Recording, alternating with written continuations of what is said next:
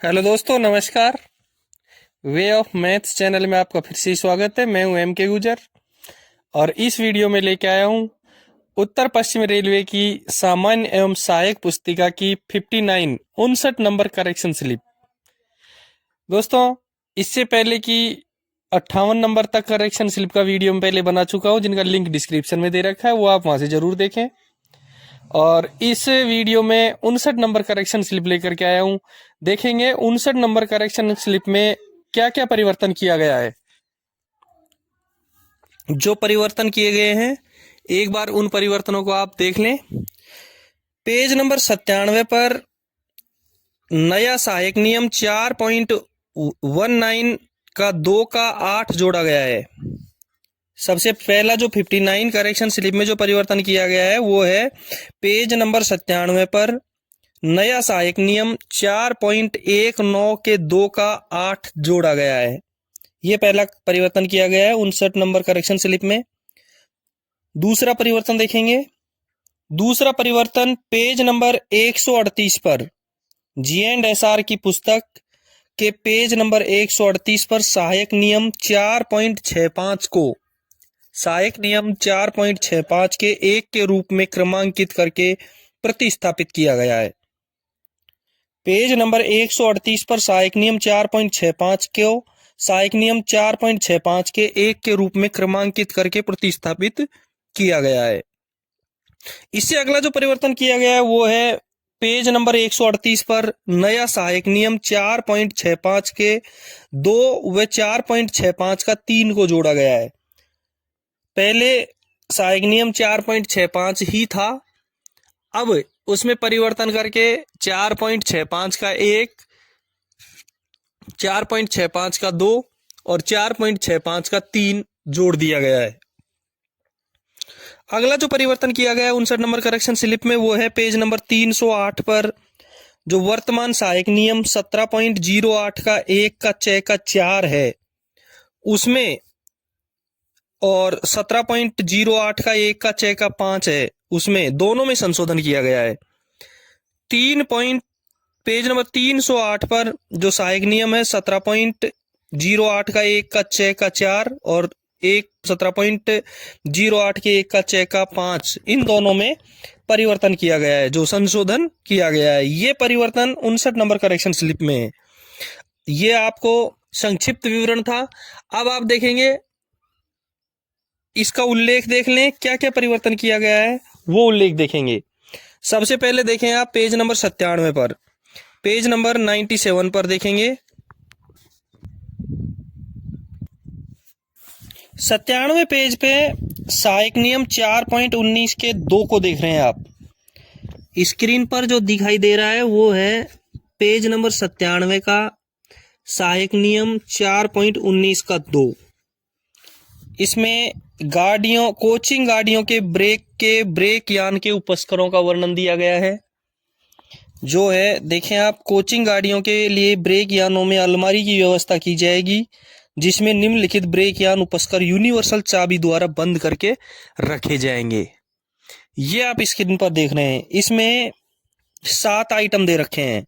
Portable control telephone, portable train lighting उपकरण, portable अग्निशामक, wooden wedges, stretcher, first aid box और 7वें नंबर पे वैक्यूम गेज यानी वैक्यूम वाली मालगाड़ियों के लिए ये दिखाई दे रहा है आपको। इसमें जो परिवर्तन किया गया है वो परिवर्तन अब देखेंगे आप। ये जो अब आप स्क्रीन पर देख रहे हैं ये है करेक्शन स्लिप के बाद का पेज, जिसमें एक 8वें नंबर पे एक पॉइंट जोड़ दिया गया है नाइलॉन रस्सी सीडी उपयुक्त हुक के साथ। जो 8वां बिंदु 4.19 के 2 का 8वां बिंदु जोड़ा गया है वो है नाइलॉन रस्सी सीडी उपयुक्त हुक के साथ। मात्रा रहेगी 1 और किसके द्वारा अनुरक्षण रहेगा इसका? जूनियर इंजीनियर कैरिजवे वैगन के द्वारा। जूनियर इंजीनियर कैरिजवे वैगन के द्वारा इसका अनुरक्षण रहेगा। CNW के द्वारा इसका अनुरक्षण रहेगा। एक नाइलॉन रस्सी सीडी उपयुक्त हुक के साथ रखी जाएगी। ये था पेज नंबर 97 पे परिवर्तन। अब जो दूसरा परिवर्तन किया गया है 59 नंबर करेक्शन स्लिप में वो किया गया है पेज नंबर 138 पर। पेज नंबर 138 पर देखेंगे। पेज नंबर 138 पर पहले क्या था? पेज नंबर 138 पर 4.65 देखेंगे 65 सामान्य नियम 4.65 देखेंगे। रेल पथ अनुरक्षण मशीनों का संचालन देख रहे हैं आप। रेल पथ बिछाने, पथ पर कुटाई, ऑन ट्रैक टैंपिंग करने वाली अथवा अनुरक्षण मशीनों का संचालन स्टेशन मास्टर की अनुमति से और विशेष अनुदेशों के अनुसार ही किया जाएगा। यह है सामान्य नियम 4.65 करेक्शन। और इसमें नीचे दे रखा है सहायक नियम 4.65 अध्याय XV का परिशिष्ट के देखें। इसमें छोटा सा परिवर्तन किया गया है, एक सहायक नियम जोड़ा गया है 4.65 का 1 और 4.65 का 2 और 4.65 का 3 ये जोड़े गए हैं। 4.65 का 1 में क्या दिया गया है ये देखेंगे आप। देखें, ऑन ट्रैक टाई टेम्परों के संचालन संबंधी नियमों के अध्याय 15 का परिशिष्ट आई देखें। 4.65 के 1 में जोड़ा गया है ऑन ट्रैक एंड टाई टेम्परों के संचालन संबंधी नियमों के लिए अध्याय 15 का परिशिष्ट आई देखें। दूसरा नीचे जो इसके लिखा गया है सहायक नियम 4.65 का 2 ये भी जोड़ा गया है करेक्शन स्लिप 59 में, जिसमें लिखा गया है इंटीग्रेटेड ब्लॉक तब लिया जाएगा। इंटीग्रेटेड ब्लॉक के बारे में बताया गया है। इसमें जान रहे इंटीग्रेटेड ब्लॉक पहले G&SR के अंदर इसका उल्लेख नहीं किया गया था, ये अभी इसके अंदर उल्लेख किया गया है। ये क्या है ये देखेंगे। इंटीग्रेटेड ब्लॉक तब लिया जाएगा जब एक ब्लॉक सेक्शन में एक से अधिक एजेंसियों को एक साथ काम करना हो, यानी कि इंजीनियरिंग और विद्युत और भी किसी के द्वारा यदि सेक्शन में काम किया जाता है एक साथ कई एजेंसियों के द्वारा काम किया जाता है, कई विभागों के द्वारा काम किया जाता है, तो ऐसे ब्लॉक को कहेंगे इंटीग्रेटेड ब्लॉक। इंटीग्रेटेड ब्लॉक के संबंध में जो दिशा निर्देश हैं वो कौन कौन से हैं, उन दिशा निर्देशों को 4.65 के 2 में जोड़ा गया है। सबसे पहले दिया गया है इंटीग्रेटेड ब्लॉक के दौरान कार्य करने हेतु दिशा निर्देश। दिन के दौरान जब दृश्यता साफ हो, ऑन ट्रैक टाई टेम्परों और टावर वैगनों के काफिले, जिसमें ऑन ट्रैक टाई टेम्परों और टावर वैगनों की कुल संख्या 7 से अधिक नहीं होनी चाहिए। बहुत इंपॉर्टेंट क्वेश्चन है, बहुत इंपॉर्टेंट चीज है। एक साथ यदि इंटीग्रेटेड ब्लॉक लिया गया है तो उसमें चाहे टाई टेम्पर मशीन हो चाहे टावर वैगन हो, इनमें 7 से ज्यादा इनकी संख्या नहीं होनी चाहिए। एक ही प्रस्थान प्राधिकार के तहत ब्लॉक सेक्शन में इंटीग्रेटेड ब्लॉक के दौरान कार्य करने की अनुमति दी जा सकती है। कितने तक? 7 से अधिक नहीं होनी चाहिए, अधिकतम 7। घने कोहरे एवं तूफानी मौसम में और संचार की पूर्ण विफलता की स्थिति में इंटीग्रेटेड ब्लॉक की अनुमति नहीं दी जाएगी। बहुत इंपॉर्टेंट है। 4.65 का 2 का पहला बहुत इंपॉर्टेंट है। दूसरे में क्या लिखा गया है कि सामान्य रात के समय इंटीग्रेटेड ब्लॉक की अनुमति नहीं दी जाएगी। हालांकि विशेष परिस्थितियों में मंडल रेल प्रबंधक की अनुमति से रात के समय इंटीग्रेटेड को ब्लॉक दिया जा सकता है। इंटीग्रेटेड ब्लॉक रात के समय किसकी अनुमति से दिया जाएगा? ये DRM की अनुमति से दिया जा सकता है। विशेष परिस्थितियों में इंटीग्रेटेड ब्लॉक रात के समय मंडल रेल प्रबंधक की अनुमति से दिया जा सकता है, यानी DRM की अनुमति से दिया जा सकता है। तीसरे में क्या लिखा गया है? SSE JE रेल पथ इंटीग्रेटेड ब्लॉक के समग्र प्रभारी होंगे। इसका प्रभारी होगा SSE PV। हालांकि टावर वैगन प्रभारियों में से एक को नोडल टावर वैगन प्रभारी के रूप में नामित किया जाएगा, जो ट्रैक्शन वितरण के मामले में इंटीग्रेटेड ब्लॉक के समग्र प्रभारी के साथ समन्वय करेगा। चौथे में लिखा है वो देखेंगे। इंटीग्रेटेड ब्लॉक की स्थिति में काफिले में शामिल ऑन ट्रैक टाई टेम्परों और टावर वैगनों का क्रम समग्र प्रभारी द्वारा नोडल टावर वैगन प्रभारी से परामर्श कर ऑन ट्रैक टाई टेम्परों की कार्य दिशा और कार्य स्थल के आधार पर तय किया जाएगा। इंचार्ज दोनों नोडल प्रभारी समग्र प्रभारी द्वारा नोडल टावर वैगन प्रभारी दोनों से के द्वारा तय किया जाएगा कि क्रम क्या रहेगा। पहले मशीन रहेगी, टावर वैगन रहेगा, जो भी रहेगा, ठीक है। और इस प्रकार तय किए गए क्रम का उल्लेख इंटीग्रेटेड ब्लॉक नोटिस में भी किया जाएगा। जो एक क्रम रहेगा वो उसका उल्लेख जब नोटिस इंटीग्रेटेड ब्लॉक का नोटिस जो स्टेशन मास्टर से द्वारा जो ब्लॉक लिया जाएगा, इंटीग्रेटेड ब्लॉक लिया जाएगा, उसके अंदर इसका उल्लेख भी किया जाएगा। समग्र प्रभारी 5वें बिंदु में जो लिखा गया है वो है समग्र प्रभारी नीचे दिए गए प्रारूप में स्टेशन मास्टर को 2 प्रतियों में इंटीग्रेटेड ब्लॉक नोटिस प्रस्तुत करेगा। 2 कॉपियों में नीचे जो दिया गया है देखेंगे, इंटीग्रेटेड ब्लॉक नोटिस दिया गया है, इसको 2 कॉपियों में स्टेशन मास्टर को प्रस्तुत करेगा। समग्र प्रभारी और टावर वैगन के नोडल प्रभारी उनके मध्य ब्लॉक कार्यविधि के बारे में आदान प्रदान की गई जानकारी के आश्वासन में निजी अंक का आदान प्रदान करेंगे, प्राइवेट नंबर का, और इस प्रकार उनके बीच आदान प्रदान किए गए निजी अंक का उल्लेख इंटीग्रेटेड ब्लॉक नोटिस पर भी किया जाएगा। देखेंगे इंटीग्रेटेड ब्लॉक नोटिस, ये आप नीचे देख लें। इसमें मैं मोस्ट चीज गई है वैगनों का क्रम, मशीन वैगन जो भी है उसका क्रम नीचे दिया गया है 1 2 3 4 5 6 7, ठीक है। नीचे लिखा गया है कि इंटीग्रेटेड ब्लॉक नोटिस प्राप्त होने पर स्टेशन मास्टर निजी अंकों के आदान प्रदान के तहत कंट्रोलर से अनुमति प्राप्त करेगा और समग्र प्रभारी को दिए जाने वाले प्राधिकार को निम्न अनुसार तय करेगा। नीचे देखो, अभी आपने देखा है इंटीग्रेटेड ब्लॉक नोटिस, और अब देखेंगे परमिट जो स्टेशन मास्टर देगा, जो स्टेशन मास्टर देगा ब्लॉक परमिट। देखेंगे ब्लॉक परमिट में ऊपर स्टेशन मास्टर जिस स्टेशन का है और नीचे उसकी साइन है, और कहाँ किस स्टेशनों के बीच कितने किलोमीटर के बीच काम करेंगे इसका विवरण दिया गया है। इस प्राधिकार को जारी करने से पहले संबंधित स्टेशन मास्टर निजी अंकों के आदान प्रदान के तहत दूसरे छोर के स्टेशन मास्टर को इंटीग्रेटेड ब्लॉक के बारे में सूचित करेगा। पहले भी हम ट्रैफिक ब्लॉक लेते थे तो ट्रैफिक ब्लॉक में सिस्टम यही है कि आप दोनों तरफ के स्टेशन मास्टरों से पीएन नंबर एक्सचेंज करेंगे। उसी तरीके से इंटीग्रेटेड ब्लॉक के बारे में सूचना करते हुए दोनों इंटीग्रेटेड ब्लॉक के बारे में सूचना देते हुए दोनों तरफ के स्टेशन मास्टर निजी अंकों का आदान प्रदान करेंगे, ठीक है। दूसरे छोर के स्टेशन मास्टर को इंटीग्रेटेड ब्लॉक के बारे में सूचित करेगा एवं वे दोनों उनके ब्लॉक उपकरणों को ट्रेन ऑनलाइन गाड़ी जा रही है अथवा गाड़ी आ रही है, एक गाड़ी जा रही है और दूसरा गाड़ी आ रही है, इस स्थिति में ब्लॉक उपकरणों को ऑपरेट करना सुनिश्चित करेंगे। इस संबंध में दोनों स्टेशन मास्टर द्वारा अपने ट्रेन सिग्नल रजिस्टर में लाल स्याही से प्रविष्टि करेंगे, ठीक है। नीचे लिखा है कि इंटीग्रेटेड ब्लॉक के दौरान ऑन ट्रैक टाई टेम्परों और टावर वैगनों के प्रस्थान आगमन के लिए निम्नलिखित कार्यवाही अपनाई जाएगी। दोस्तों बहुत लंबी चौड़ी है, 59 नंबर करेक्शन स्लिप में बहुत सारे पेज हैं, 27 पेज की करेक्शन स्लिप है। इसमें आपको थोड़ा अध्ययन करना है कि इकहरी लाइन खंड पर में देखो इंटीग्रेटेड ब्लॉक के दौरान ऑन ट्रैक टाई टेम्परों और टावर वैगनों के प्रस्थान आगमन के लिए जो कार्यविधि है वो कार्यविधि अपनाई गई है। सबसे पहले में दे रखा है वो है इकहरी लाइन खंड पर कार्य एवं अगले ब्लॉक स्टेशन के लिए प्रस्थान करना, ये इसके में दर्शाया गया है, इसको आप अपने स्वयं अध्ययन करेंगे। दूसरा ब में देखेंगे, ब में इकहरी लाइन खंड कार्य और वापसी, में था इकहरी लाइन खंड और मशीन अगले स्टेशन पर ट्रैफिक ब्लॉक क्लियर करेगी, इंटीग्रेटेड ब्लॉक क्लियर करेगी अगले स्टेशन पर। और ब में जो कार्य विधि दी गई है ये देखेंगे आप, ये देखो ब में जो कार्य विधि दी गई है ये है वापस आने की, लेकिन क में इसमें एक दे रखा है टोकन ब्लॉक उपकरण क्षेत्र में।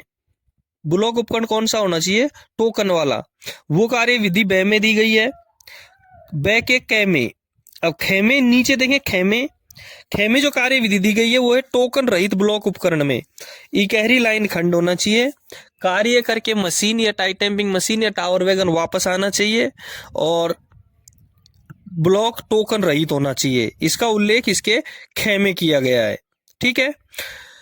स में देखेंगे, स में दिया है दोहरी लाइन खंडो, डबल लाइन सेक्शन है और कार्य करना करके मशीन का प्रस्थान करना है, मशीन आगे जाएगी। और इसके क में दे रखा है कि सही लाइन पर आगे जाएगी, मशीन सही लाइन पर आगे जाएगी, उसका उल्लेख किया गया है।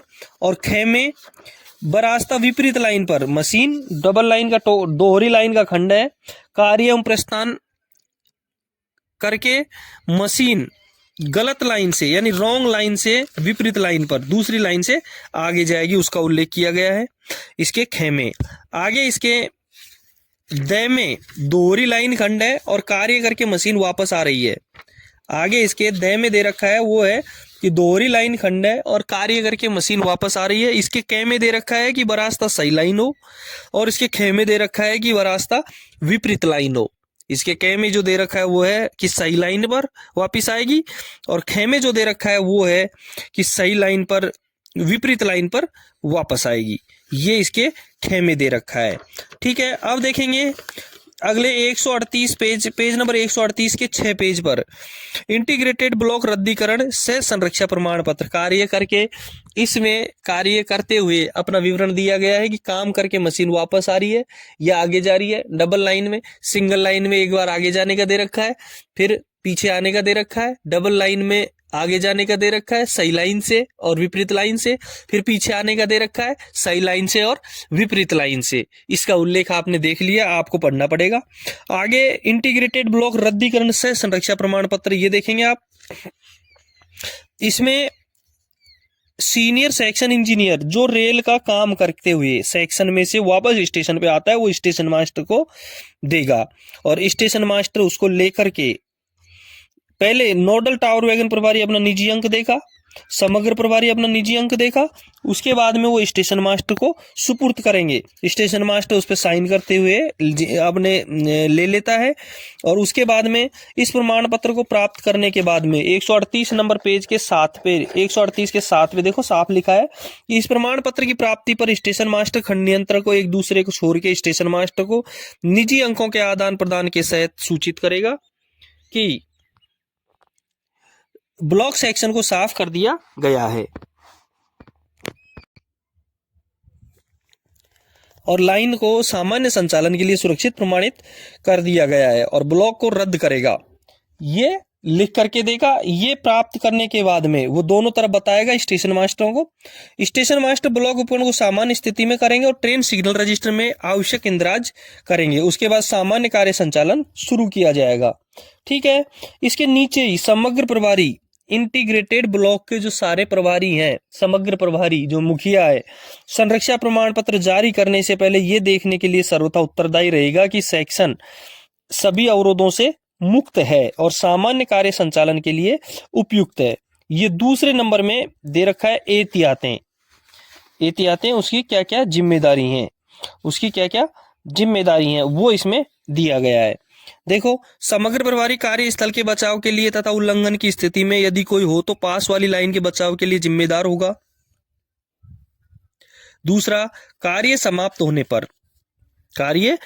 होने पर अगले स्टेशन जाते समय अथवा पिछले स्टेशन पर वापस लौटते समय समग्र प्रभारी अंतिम ऑन ट्रैक टाई टेम्पर अथवा टावर वैगन जैसे भी मामला हो पर यात्रा करेगा। कार्य समाप्त होने पर या अगले स्टेशन पर जाते समय जो उसका इंचार्ज है वो अंतिम टावर वैगन या मशीन पर यात्रा करेगा। दोनों ओर के स्टेशन मास्टर प्राइवेट नंबर के आदान प्रदान के अधीन ब्लॉक खंड में कार्य करने के लिए अनुमत ऑन ट्रैक टाई टेम्परों एवं टावर वैगनों की संख्या की सूचना इस ब्लॉक खंड में स्थित सभी संपार फाटकों के गेटमैन को देंगे। ये आवश्यक दिशा निर्देश है कि इस दौरान क्या क्या कार्य, क्या क्या सावधानियां एहतियातें बरतनी है। चौथी जो सावधानी बरतनी है वो देखे, इंटीग्रेटेड ब्लॉक के दौरान काफिले में ऑन ट्रैक टाई टेम्पर एवं टावर वैगनों के ब्लॉक खंड में साथ साथ चलते समय टाई टेम्पर टावर वैगन के ऑपरेटरों ड्राइवरों की ये जिम्मेदारी होगी कि वे एक दूसरे से कम 180 मीटर की दूरी पर रहें। बहुत इंपॉर्टेंट चीज है, बहुत इंपॉर्टेंट है कि उन दोनों के बीच में कम से कम 180 मीटर की दूरी रहे। कार्य के लिए ब्लॉक सेक्शन में जाते समय और कार्य समाप्ति के पश्चात लौटते समय ऑन ट्रैक टाई टेम्परों एवं टावर वैगनों की गति 40 किलोमीटर प्रति घंटे से अधिक नहीं होनी चाहिए। बहुत इंपॉर्टेंट है कि दोनों के बीच की दूरी 180 मीटर से कम नहीं होनी चाहिए और टावर वैगनों की गति 40 किलोमीटर प्रति घंटे से अधिक नहीं होनी चाहिए। पांचवा जो बिंदु है वो देखेंगे, कार्य के दौरान जब मानव सहित या मानव रहित संपार फाटक पार करना आवश्यक हो, प्रत्येक on track tie tamper tower wagon को संपार फाटक से पहले रोक लिया जाए और ऑन ट्रैक टाई टेम्परों या टावर वैगनों की और सड़क यातायात की संरक्षा सुनिश्चित करने के बाद ही पार किया जाए।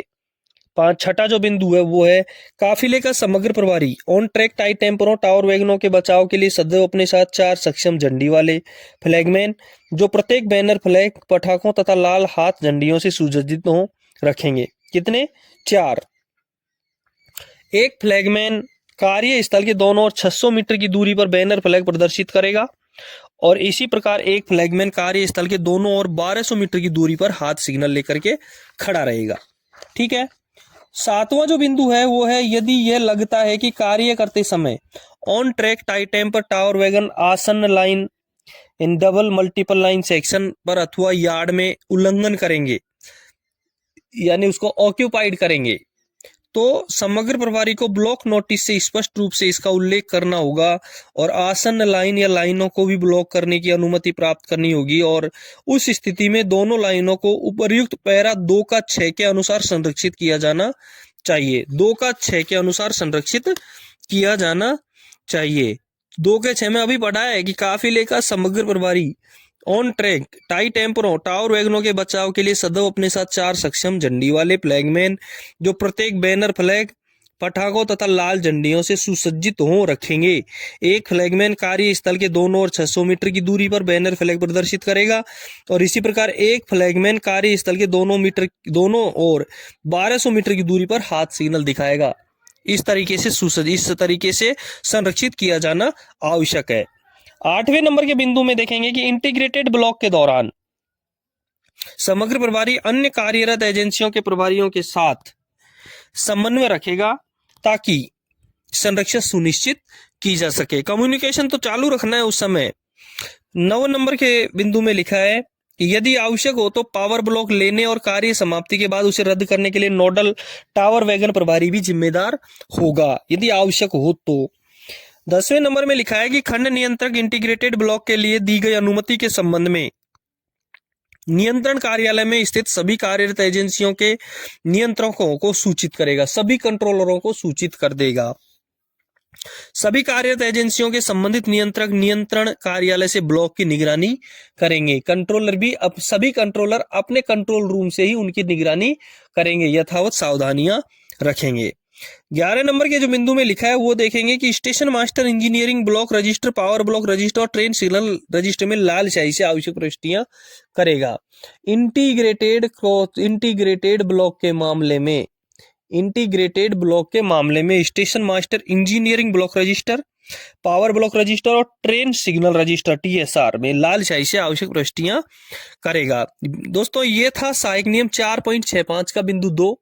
और अब जो नया जोड़ा है वो बिंदु देखेंगे 4.65 का बिंदु 3। देखें कि block power block integrated block के दौरान काम करने वाली ऑन ट्रैक या टाई टेम्परों और या टावर वैगनों के लिए, देखो चाहे ब्लॉक हो, चाहे पावर ब्लॉक हो, चाहे इंटीग्रेटेड ब्लॉक हो, उनके लिए 2 सावधानियां दी गई हैं, वो देखेंगे। पहली है block power block integrated block के दौरान किसी भी ट्रेन को IBS सिग्नल तक आगे बढ़ने की अनुमति नहीं दी जाएगी। किसी भी ट्रेन को IBS सिग्नल तक आगे बढ़ने की अनुमति नहीं दी जाएगी, भले ही IBS तक का सेक्शन क्लियर हो, जब तक कि ऑन ट्रैक टाई टेम्परों या टावर वैगनों पूर्ण रूप से न आ जाएं और लाइन को सुरक्षित प्रमाणित नहीं कर दिया जाए और block power block integrated block को रद्द नहीं कर दिया जाए। ठीक है, IBS तक किसी भी ट्रेन को जाने की अनुमति नहीं दी जाएगी, चाहे ब्लॉक सेक्शन क्लियर हो। दूसरी जो सावधानी बरतनी है वो है स्वचालित ब्लॉक क्षेत्र को पूर्ण ब्लॉक क्षेत्र माना जाएगा। स्वचालित ब्लॉक क्षेत्र को पूर्ण ब्लॉक क्षेत्र माना जाएगा। सभी स्वचालित सिग्नलों को निलंबित माना जाएगा। हालांकि गेट रोक सिग्नल यदि कोई है तो उसको संकेतों का पालन किया जाएगा। यदि गेट रोक सिग्नल है तो उसके संकेतों का पालन आवश्यक रूप से किया जाएगा। ठीक है, ये था 4.65 के 3 का बिंदु 3। इससे अगला जो परिवर्तन किया गया है वो परिवर्तन है पेज नंबर 308 पर। इससे जो अगला परिवर्तन किया गया है वो है पेज नंबर 308 पर। पेज नंबर 308 पर सहायक नियम 17.8 का 1 का 6 का 4, 17.8 के नियम नंबर 17.8 के 1 का 6 का 4, पेज नंबर 308 देखेंगे। स्क्रीन पर जो दिखाई दे रहा है वो है, इसमें 6 के 4 में लिखा गया है कि टावर वैगन अधिकतम 10 किलोमीटर प्रति घंटा से ज्यादा गति पर नहीं चलेगा एवं रुकने के लिए तैयार रहेगा। अभी देखा है अपन ने कि उसकी स्पीड कितनी कर दी गई है, 40 कर दी गई है। और 5वें में जो परिवर्तन किया गया, 5वां जो है जिसमें परिवर्तन करना है वो है काम नहीं करने की स्थिति में अथवा सेक्शन में प्रवेश करते समय अथवा क्लियर करते समय 2 टावर वैगनों के मध्य कम से कम 120 मीटर की दूरी रखनी होगी। ये था पुराना। अब इसमें परिवर्तन जो किया गया है वो आप देखें स्क्रीन पर।